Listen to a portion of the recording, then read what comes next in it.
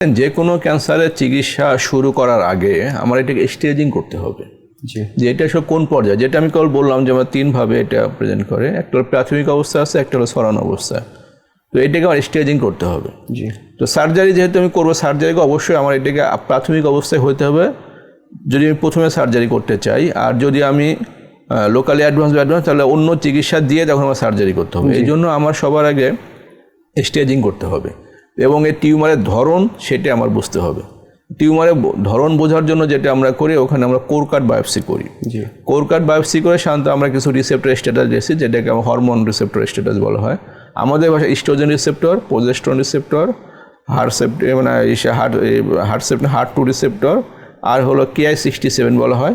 এই রিসেপ্টর স্ট্যাটাসগুলো করা হয়। এগুলো আমাকে ধারণা দিবে যে আমি আগে অপারেশন করব না আগে কেমোথেরাপিতে যাব। এটা হলো রিসেপ্টর স্ট্যাটাস। সাথে আরও কিছু স্টেজিং ইনভেস্টিগেশন, যেমন CT scan of chest, CT scan of abdomen.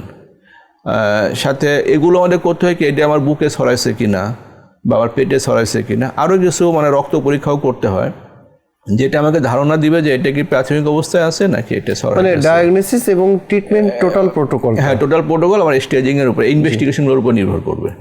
আমাদের জনপ্রিয় হইতেছে আমাদের কিছু সামাজিক ব্যারিয়ার, যেটা বা কুসংস্কার বলা যায় বা অজ্ঞতা বলা যায়, যে সবাই মনে করে যে ব্রেস্ট রেখে দিলে হয়তো বা আবার ক্যান্সার ফিরে আসবে।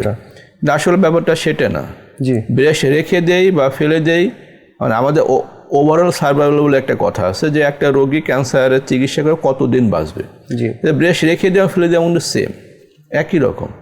এখন ব্রেস্ট রেখে দেওয়ার পরে যদি আমার যে চিকিৎসাটুকু দেওয়া প্রয়োজন সেটা যদি আমি দেই, তাহলে লোকাল রিকারেন্স বলে একটা শব্দ আছে, যে আবার ওই জায়গায় ফিরে আসা, সেটাও কিন্তু মোরলেস সেম। এই জন্য আমি যদি পরিপূর্ণ চিকিৎসাটা করতে পারি, তাহলে আমার এই লাম্পেক্টমি বলেন বা অনকোপ্লাস্টি বলেন, এটার সাথে পুরো ব্রেস্ট ফেলে দেওয়ার মধ্যে পরবর্তীতে ভালো থাকার সাথে খুব বেশি ডিফারেন্স নেই।